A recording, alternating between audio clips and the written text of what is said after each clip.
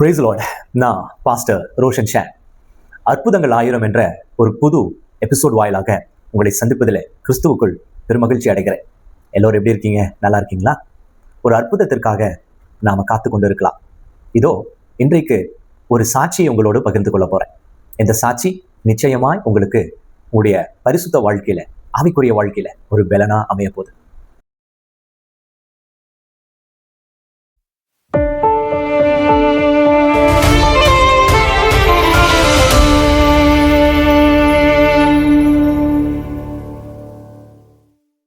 என்னுடைய ஊழியம் 7 வருடமாக தமிழ்நாடு முழுவதிலும் தேவனுடைய தீர்க்க தரிசனம் மற்றும் சுகமளிக்கும் ஊழியமாய் பயணித்து வருகிறோம். இந்த ஊழியத்தில் அநேக கிராமங்களிலே சென்று நேரடியாக விசுவாசிகளை சந்திக்க தேவன் எங்களுக்கு ஒரு வாய்ப்பை ஏற்படுத்தினார். அந்த பிரகாரமாய் ஒரு நாள் திருச்சியை சார்ந்த ஒரு தாயார் எங்களுக்கு கால் பண்ணி தன்னுடைய மகனுக்காக ஜெபிக்க வேண்டும் என்று எங்களை அழைத்தார்கள். அந்த சகோதரன் திருச்சியில எல்என்டியில் ஒரு மிகப்பெரிய ஆஃபீஸராக இருக்கிறார். அவருக்காக ஜெபிங்கன்னு சொல்லியிருந்தார். என்னுடைய மொபைலில் நான் அவரோடு ஜெபிக்க கேட்டுக்கொண்டதுனால அவருக்காக ஜெபிக்க ஆரம்பித்தேன். ஜெபிக்க ஆரம்பிக்கும் பொழுது ஆவியானவர் என்னுடைய இருதயத்தில் வெளிப்படுத்துகிறார். அவருடைய கிட்னி செயலிழந்து விட்டது என்று தேவன் சொன்னார். நான் உடனடியாக அந்த தாயார் இடத்துல சொன்னேன், உங்கள் பிள்ளையினுடைய கிட்னி செயலிழந்து விட்டது அப்படின்னு அவங்களிடத்துல சொல்லும் பொழுது அந்த தாயார் உடனடியாக பதறி போனாங்க. ஐயோ, என்ன பாஸ்டர், எதனால் இப்படி சொல்றீங்க? எனக்கு ஆவியானவர் உணர்த்துறதை நான் சொல்றேன், நீங்க வேணா போய் செக் பண்ணிட்டு எனக்கு கால் பண்ணுங்கன்னு சொல்லி அந்த காலை கட் பண்ணேன். 2 நாள் கழித்து அந்த தாயான் அவர்கள் எனக்கு கால் பண்ணாங்க. என்னை தொடர்பு கொண்டு பாஸ்டர் என்று பதைக்கும் ஒரு வார்த்தைகளாய் என்னோட பேச ஆரம்பிச்சாங்க. நான் என்ன ஆச்சுமான்னு கேட்கும் பொழுது, நீங்கள் சொன்னது போலவே என்னுடைய மகனுடைய கிட்னி ஃபெயிலியர் ஆயிருக்கு, நாளையிலிருந்து டயாலிசிஸ் பண்ண வர சொல்லிட்டாங்க என்று சொல்லி அவர்கள் சொன்னாங்க. நீங்கள் எப்படியாவது நீங்கள் இங்கே ஜெபத்துக்கு வரணும், உங்களுக்கு வரக்கூடிய போக்குவரத்து செலவு எல்லாத்தையும் நான் பார்த்துக்கிறேன், உங்களுக்கு ஃப்ளைட் டிக்கெட் கூட போட்டு கொடுக்குறேன், நீங்கள் இங்கே வந்து ஜெபத்துக்கு வந்துட்டு போகணும்னு சொன்னாங்க. அப்போது அதற்கு முன்பதாக அந்த தாயார் சொன்னாங்க, நீங்கள் கொஞ்சம் என்னுடைய பிள்ளைக்கு ஜெபிக்க முடியுமா? நான் சொன்னேன், சரி நான் ஜெபிக்கிறேன், மொபைலில் பிரதர்கிட்ட கொடுங்கன்னு சொல்லும் பொழுது அவர் எடுத்தார். ஹலோ எப்படின்னார். நான் பிரைஸ் லார்ட் பிரதர்னேன். அப்படி என்று சொன்னார். பிரதர் நல்லா இருக்கீங்களா? கவலைப்படாதீங்க, உங்களுக்கு ஒரு பிள்ளை இருக்குன்னு நான் கேள்விப்பட்டேன், நிச்சயமா ஆண்டவர் உங்களுடைய கிட்னியை புதுப்பித்து தருவார். ஒன்றும் இல்லை பிரதர், நான் இப்போ ஜெபம் பண்ணும் பொழுது என்னோட ஒரு வார்த்தை சொல்லுங்க, ஏசப்பா என்னுடைய கிட்னியை நீங்கள் புதுப்பித்து தாங்க, நான் எந்த குறை உள்ளவனா இருந்தாலும் இதுவரைக்கும் நாம் எப்படி நடந்திருந்தாலும் அது எல்லாவற்றையும் மாற்றுங்கப்பா அப்படின்னு சொல்லுங்க பிரதர்னு. அவர் அமைதலாக இருந்தார். பிரதர், நீங்கள் எதை குறிச்சும் கவலைப்படாதீங்க, என்ன புரியுது, ஒரு சின்ன குழந்தைய வச்சிருக்கீங்க, என் வாழ்க்கை இவ்வளவு சீக்கிரமா முடைந்து போகுமா அப்படின்னு நீங்க பயந்து கொண்டிருக்கீங்கன்னு நினைக்கிறேன், எதை குறித்து கவலைப்படாதீங்க, இந்த ஒரு வார்த்தையை சொல்லுங்க பிரதர், ஆண்டவர் உங்களுக்கு இப்பொழுதே அற்புதம் செய்வார்னு இந்த வார்த்தையை கிட்டத்தட்ட அரை மணி நேரம் அவரிடத்துல சொல்ல கேட்டும் அவர் வாயை திறந்து சொல்லாமல் ஒரு அரை மணி நேரம் ரிப்பீட்டடா நான் சொன்ன பிறகும் அவர் ஒரே ஒரு வார்த்தை சொன்னார். இங்க பாருங்க, நீங்க ஊழியக்காரன்னா ஜெபம் பண்ணுங்க, ஜெபம் பண்ணிட்டு போங்க, என்னெல்லாம் சொல்ல வச்சுட்டு இருக்காதீங்க அப்படின்னு அந்த மொபைலை எடுத்து தன்னுடைய தாயார் இடத்துல கொடுத்து, ஏன் சும்மா தேவையில்லாம என்ன டென்ஷன் பண்ற அப்படி என்று சொல்லி கத்தினார். அந்த தாயார், மன்னிச்சிருங்க பாஸ்டர், மன்னிச்சிருங்க, அவன் கடவுளே இல்லைன்னு மறுதளிக்கிறவனா வாழ்ந்துட்டு இருக்கான், நீங்க எனக்காக பிள்ளைக்காக ஜெபம் பண்ண முடியுமா? அவருக்காக ஜெபம் பண்ணிவிட்டு நான் வைத்து விட்டேன். அவர்கள் வைப்பதற்கு முன்பதாக நீங்க எப்ப வரீங்கன்னு கேட்டாங்க. ஆண்டவருக்கு சித்தமா இருந்தால் நான் வருகிறேன் என்று சொல்லி வைத்து விட்டேன். கிட்டத்தட்ட 6 மாதங்களுக்கு பிறகு ஒரு நாள் தேவ ஆவியானவர் அதிகாலை 3 மணி ஜெபத்துல என்னுடைய இருதயத்துல பேசுறார். நீ அந்த மனிதனை போய் பாரு என்று சொல்லி நான் உடனடியா என்னுடைய மனைவியின் இடத்துல சொல்லி, நம்ம அங்க போக போறோம், உங்களுடைய சொந்தக்காரர் தானே அவங்க இடத்துல சொல்லிவிடு என்று சொல்லி நான் அறிவுறுத்தும்படிக்கா சொல்லி அங்க ப்ரேயர் அரேஞ்ச் பண்ணும்படிக்கா சொல்லிவிட்டு, அந்த ப்ரேயருக்கு போவதற்கு 3 நாட்களுக்கு முன்பதாக 3 நாள் உபவாசத்துல நான் தேவனிடத்துல காத்திருந்து ஒரு கிட்னி ஃபெயிலியர் பேஷண்ட்டுக்காக ஜெபிக்க போறோம் என்று சொல்லி உபவாசத்துல காத்திருக்கேன். நான் காத்திருக்கும் போது குறிப்பிட்டு ஒரு வார்த்தையை சொன்ன, ஆண்டவரே அந்த இடத்துக்கு கொண்டு போகும் பொழுது நீர் ஒரு அற்புதம் செய்யுங்க. அதே சமயத்துல 2வது ஒரு வார்த்தை நான் சொன்னேன், அவர்களுடைய வீட்டிலிருந்து 50 கிலோமீட்டர் சரௌண்டிங்ல உம்முடைய ஆளுகை இருக்கட்டும் ஆண்டவரே என்று ஜெபித்து விட்டு நாங்கள் கடந்து சென்றோம். அடுத்த நாள் உபவாச ஜெபத்திற்கு அங்க அரேஞ்ச்மெண்ட் செய்து ஒரு நாள் முன்னமே போய் அங்க தங்கிவிட்டு உபவாச ஜெபத்தை நடத்த மதியம் இங்க கிளம்பி கடந்து போறோம்.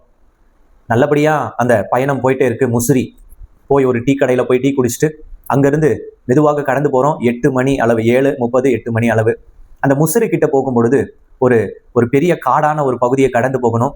ஒரு வளைவுல ஒரு ஸ்பீட் பிரேக்கர்ல மெதுவாக வாகனத்தை ஏற்றி இறக்கும் பொழுது என்னுடைய வாகனத்தின் அந்த இரும்பு ராடு, 2 முன் டயர்களுக்கு சப்போர்ட்டா இருக்கிற ஒரு பெரிய இரும்பு ராடு 2 துண்டாக உடைந்து இடதுபுறம் இருக்கிற அந்த டயர் முற்றிலுமாக வலதுபுறத்துல வந்து வெளியில ஏறினது. என்னுடைய மனைவி உட்கார்ந்து கொண்டிருந்த அந்த கதவு ஜாம் ஆயிடுச்சு. பின்னாடி என்னுடைய தாயா இருந்தாங்க, அவங்களுடைய கதவு ஜாம் ஆயிடுச்சு. வண்டி அப்படி சாய்ந்து திரும்பி ஹைவேல இப்படி கிராஸ் ஆக நின்று விட்டது. 2 பேரும் கத்துறாங்க, ஐயோ என்ன நடந்ததுன்னு சொல்லி. எனக்கு கொஞ்ச நேரம் எந்த பதட்டமும் இல்லாமல் இது ஏன் இப்படி நடந்தது என்று யோசித்துக் கொண்டிருக்கும் பொழுது ஆப்போசிட்ல வளைவு, இட்ஸ் அ பிளைண்ட் ஸ்பாட். வேகமாக எந்த வண்டி வந்தாலும் எங்களை அடித்து தூக்கிவிடும். நாங்கள் அதை யோசித்து கொண்டு இருந்து நான் உடனடியாக டேஞ்சர் லைட், அந்த பார்க்கிங் லைட்டை போட்டு விட்டு அவங்க டோரை திறந்து கீழே இறங்குன்னு சொல்ற என்னுடைய மனைவியா அந்த டோர் லாக் ஆயிருக்கு, ஜாம் ஆயிடுச்சு. என்னுடைய டோர் மட்டும்தான் ஓப்பன் ஆகுது, என்னுடைய தாயாருடைய டோரும் ஜாம். நான் இப்ப சொல்றேன், எந்த பதட்டமும் படாதீங்க. பிசாசானவன் ஏதோ ஒரு கிரியை செய்யறான், ஆண்டவர் அந்த இடத்துல அற்புதம் செய்ய போறாரு, அதற்காக இங்கேயே நம்மளை அவன் கொலை செய்யணும்னு நினைக்கிறான் என்று சொல்லி பதட்டப்படாதீங்க அப்படின்னு சமாதானம் செய்து கொண்டிருக்கும் பொழுது எங்கிருந்து வந்தார்களோ தெரியல. நீங்கள் இந்த காட்சிகளை பாக்குறீங்க, இந்த போட்டோஸை பாக்குறீங்க. திடீர்னு கிட்டத்தட்ட ஒரு 12 பேருக்கு மேல அவர்கள் வரும்பொழுது பெரிய கட்டையோடு வந்தார்கள். அதுதான் எனக்கு பெரிய ஆச்சரியம்.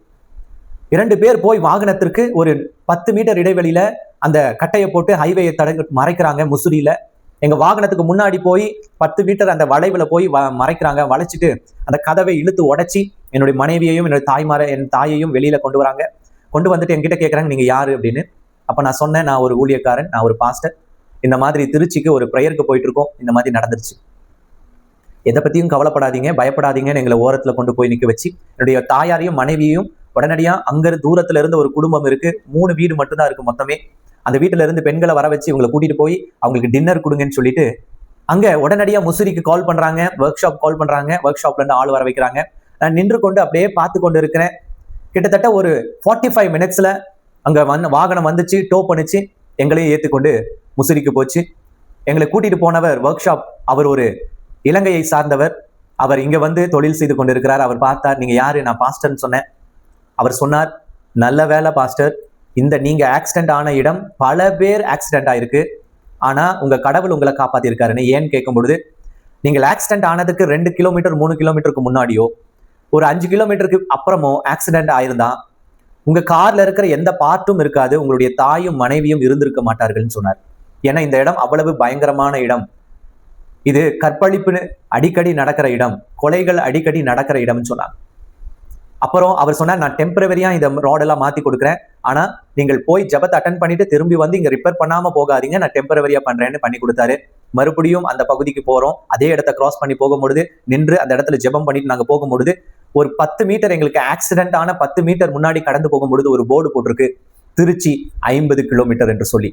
எங்களுக்கு பெரிய ஆச்சரியம். உடனடியே என்னுடைய மனைவி இடத்துல, தாய் இடத்துல சொல்றேன், நான் தேவனிடத்துல இப்படி ஒரு ஜெபம் பண்ண, 50 கிலோமீட்டருக்கு முன்னாடி 50 கிலோமீட்டரை சரௌண்டிங்க தேவனே உங்களுடைய கண்ட்ரோலுக்குள்ள கொண்டு வாங்கன்னு சொல்லி பிசாசானவன் அந்த 50 கிலோமீட்டருக்கு முன்னாடியே என் குடும்பத்தை முழுவதுமாய் கொலை செய்ய பார்த்தான். அதற்கு பிறகு அங்க திருச்சிக்கு போகிறோம். அங்க போனனா அடுத்த நாள் ஜெபம், கிட்டத்தட்ட ஒரு 25-30 பேர் வர சொல்லியிருக்காங்க. ஜெபம் துவங்குது. ஜெபம் துவங்கும் பொழுது நான் 6 மாதத்துக்கு முன்பதாக ரொம்ப வைராக்கியமாய் தேவனை மறுதளித்த அந்த சகோதரன் ஒரு ஆஃப் பேண்ட்டை போட்டுட்டு, ஒரு ஷர்ட்டை மேல கீழே பட்டன் போட்டுட்டு, பெரிய முடி விட்டுட்டு, நடக்க முடியாமல் 2 கால்களும் இழந்தவராய், 2 கால்களுக்கு போல நரம்புகள் செத்தவராய், ஒரு சூம்பி போன அழுகின கால் உடையவராய், நடக்க முடியாமல் முட்டியில தவழ்ந்து கொண்டு ஃபர்ஸ்ட் ஃப்ளோரை ஏறி கொண்டு வந்ததை பார்த்து அதிர்ந்து போனேன். அவர் தவழ்ந்து வந்தார், 2 பேர் உதவி செய்யறாங்க. முட்டியிலே தவழ்ந்து வந்து வீட்டிற்குள்ள, அவங்களுடைய தாயுடைய வீட்டுக்குள்ள வந்து, அங்கிருந்து பக்கத்துல ஒரு ரூம் இருந்தது, அந்த ரூமுக்குள்ள போய் படுத்து கொண்டார். ஜபம் துவங்குது. என்னுடைய மனைவி அங்கிருந்து சிக்னல் கொடுங்க, போய் அவருக்கு ஜபம் பண்ணுங்கன்னு. ஆனா ஆண்டவர் சொல்றாரு, நோ, நாட் எட். நான் ஜபம் பண்ண ஆரம்பிக்கிறேன். எழுந்து ஜபம் பண்ணும்போது அவங்களுடைய தாயார் திடீர்னு எழும்பி அவங்க சொல்றாங்க, இது வரைக்கும் 16 ஊழியக்காரர்கள் வந்து ஜபம் பண்ணியிருக்காங்க, ஒன்னும் நடக்கல, நீங்க 17வது ஊழியக்காரர்னு சொல்றாங்க. அந்த நேரத்துல அந்த பிசாசானவன் தன்னுடைய தாயின் வாயிலிருந்து எனக்குள்ள அவிசுவாசத்தை கொண்டு வரான். அந்த இடத்திற்கு தேவன் ஒரு அற்புதத்தை செய்ய அனுப்பி இருக்கார். ஆனா எனக்குள்ள அந்த அவிசுவாசத்தை கொண்டு வர முயற்சிகள் நடக்குது பிசாசானவன். அப்போ அந்த தாயாருக்கு சொன்ன, 17 இல்ல 17,000 பேர் இங்க வந்தாலும் தேவனுக்கு சித்தமானால் தான் இந்த அற்புதம் நடக்கும் என்று சொல்லி அந்த ஜெபத்தை தொடர்ந்து நடத்தணும். அவருடைய மனைவியை வந்தாங்க, வந்துட்டு பின்னாடி போய் உட்கார்ந்தாங்க. ஜெபம் முடிந்தது. இப்போ ஆவியானவர் சொல்றாரு, இப்போ போ என்று சொல்லி ஒரு அலுமினியம் பீடிங்ல ஃப்ரண்ட் ஹால்ல ஒரு சின்ன ரூமை மறைச்சிருக்காங்க. ஹாஸ்பிட்டல்ல போடுற ஒரு கட்டில் போட்டு ஒரு ஏசியை போட்டு உட்கார வச்சு அங்க படுத்திருக்காரு. கால் ஊன முடியாது. அப்படியே பார்ப்பதற்கு ஒரு தரித்திரனை போல அந்த மனிதனை காணப்பட்டார். கால் பேண்டைட் சுத்தப்பட்டு இருக்கு, சீல் வடியுது, ஸ்மெல் அடிக்குது. எங்களை போய் பார்க்கும் பொழுது உடனே அழ ஆரம்பித்து விட்டு அவர் சொன்னார், ஒன்றும் இல்லை, நான் ஏஞ்சி நின்று என்னுடைய பேண்ட்டை என்னால் போட முடிஞ்ச அளவுக்கு எனக்கு பலன் இருந்துச்சுன்னா போதும், அதை கூட என்னால் பண்ண முடியல என்று சொல்லி கதறி கதறி அழுதார். 6 மாதத்துக்கு முன்பதாக இயேசுவாவது இன்னொன்னாவது என்று சொன்ன மனிதன், இயேசு என்னை குணமாக்கும் என்று சொல்ல முடியாது, ஜெபம் பண்ணிட்டு போ என்று சொன்ன மனிதன் இன்றைக்கு அழுது கொண்டிருந்தார். அப்ப ஆண்டவர் இடத்துல நின்று கொண்டிருக்கும் பொழுது அவருடைய மனைவியும் தாயாரும் வந்தாங்க. நாங்கள் அங்கே நின்று ஜெபிக்கலாம் என்று போவதற்கு முன்பதாக அவங்க மனைவியும் தாயாரும் சொன்னாங்க, அநேக ஊழியர் வந்து ஜெபிச்சுட்டாங்க, டாக்டர்ஸும் சொன்னாங்க, டைமிங் கொடுத்துட்டாங்க, 2 மாதம் தான், முடியாதுன்னு சொல்லி அப்படின்னு.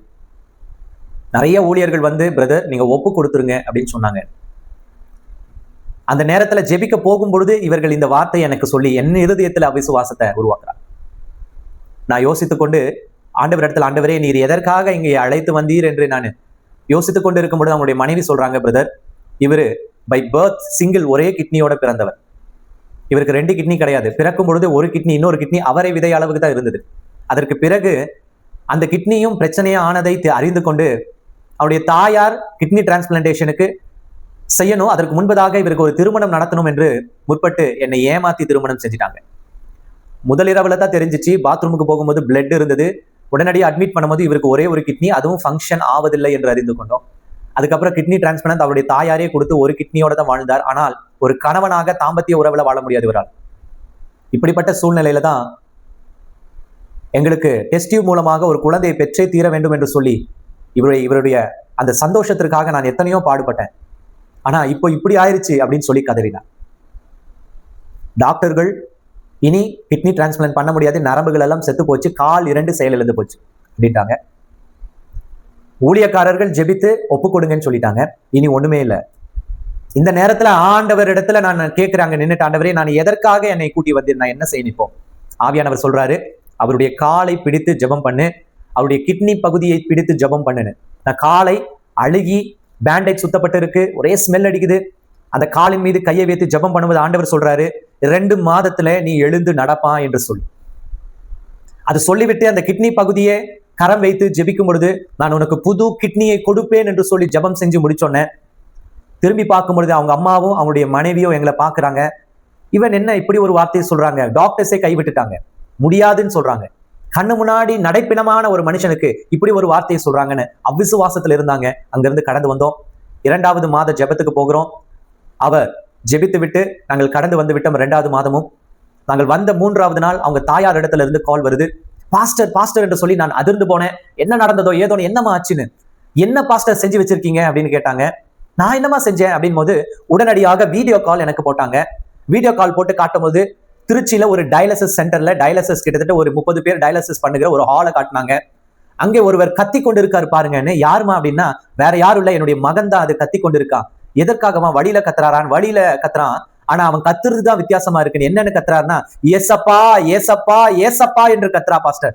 என் மகனுடைய வாயிலிருந்து இயேசுன்ற வார்த்தை வந்ததில்ல. கடவுள் இல்ல, நாம உழைச்சி சம்பாதிச்சாதான் நமக்கு எல்லாமேன்னு சொல்லுவான். இன்னைக்கு ஏசப்பான்னு கத்துறான். அதை கத்த செஞ்சது நீங்க தான் பாஸ்டர். இங்க இருக்கவங்க எல்லாரும் அவனை திரும்பி பாக்குறாங்க, வெக்கப்படாம ஏசப்பான்னு கத்துறான் அப்படின்னு சொல்லி. நான் அந்த அம்மா கிட்ட சொன்னேன், அவர் ஏசப்பான்னு கத்தலமா, அவர் குணமாக்கி விட்டார் என்ற அந்த விசுவாசத்துல அறிக்கை செய்து கொண்டிருக்கிறார் என்று சொல்லி போனை கட் பண்ண. 3வது மாத ஜெபம் எங்களால போக முடியல. அரக்கோணத்துல கன்வென்ஷன் போயிட்டோம். ஒரு நாள் அதிகாலை டிசம்பர் மாதம் கிட்டத்தட்ட 27ஆம் தேதி 26ஆம் தேதி நாங்கள் கன்வென்ஷன்ல இருக்கும்போது அதிகாலை 3 மணிக்கு ஜெபம் எங்களுக்கு கால் வருது. திருச்சியில இருந்து அந்த தாயார் கால் பண்றாங்க. நான் அந்த கால் அட்டன் பண்ணோன்னே அவங்க ரொம்ப மெதுவா பேசுறாங்க, பாஸ்டர் என் மகனுக்காக ஜெபிங்க.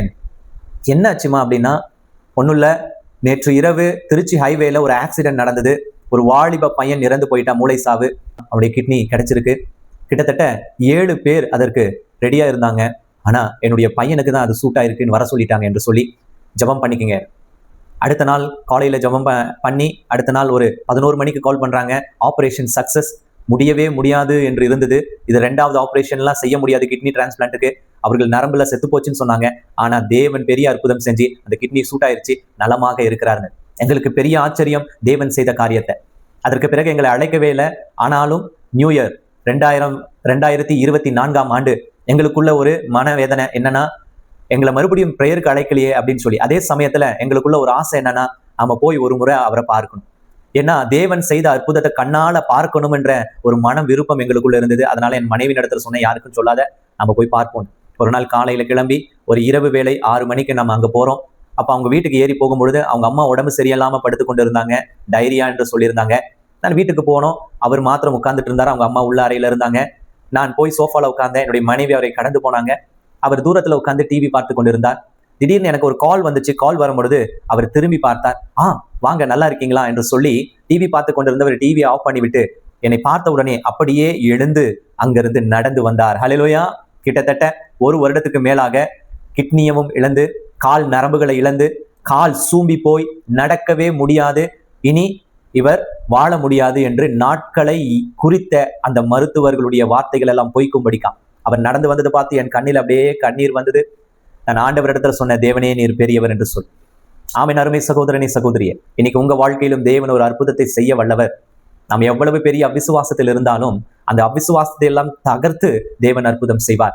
விசுவாசத்துல நமக்கு வாய்ப்பு கொடுக்கும் பொழுது அந்த விசுவாச அறிக்கை செய்யாமல் அதை நாம் தவிர்ப்பதனால இந்த அற்புதம் காலதாமதமாகுது.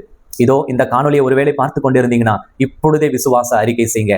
நிச்சயமாய் உங்கள் வாழ்க்கையிலும் தேவன் ஒரு அற்புதம் செய்வார். இந்த காணொலி வாயிலாக இந்த சாட்சியை உங்களோடு பகிர்ந்து கொள்வதில் நான் கிறிஸ்துவுக்குள் மனமகிழ்ச்சி அடைகிறேன். அற்புதங்கள் 1000 என்ற இந்த எபிசோட் இனி ஒவ்வொரு நாளும் உங்களுடைய வாழ்க்கையை நம்பிக்கைக்குள்ள தேவனோடு இணைந்து நடக்க உதவும். இந்த காணொலி உங்களுக்கு பிரயோஜனமா இருந்துச்சுன்னா உங்க நண்பர்களோடு பகிர்ந்து கொள்ளுங்க. இந்த காணொலியின் மூலமாய் நீங்கள் பெற்றுக்கொண்ட ஆசீர்வாதத்தை மற்றவர்களுக்கு சொல்லுங்க. ஒவ்வொரு மாதமும் 2வது சனிக்கிழமை காரமடையில நடக்கிற உபவாச ஜெபத்துல வந்து பங்கு பெறுங்க. 3வது சனிக்கிழமை விருதுநகர்ல சாத்தூர் என்ற இடத்துல நடக்கிற உபவாச ஜெபத்துல பங்கு பெறுங்க. நிச்சயமாய் தேவன் உங்கள் வாழ்க்கையிலும் நன்மை செய்வார். நான் உங்கள் ஊழியன் Roshan Shan. God bless you. God bless you.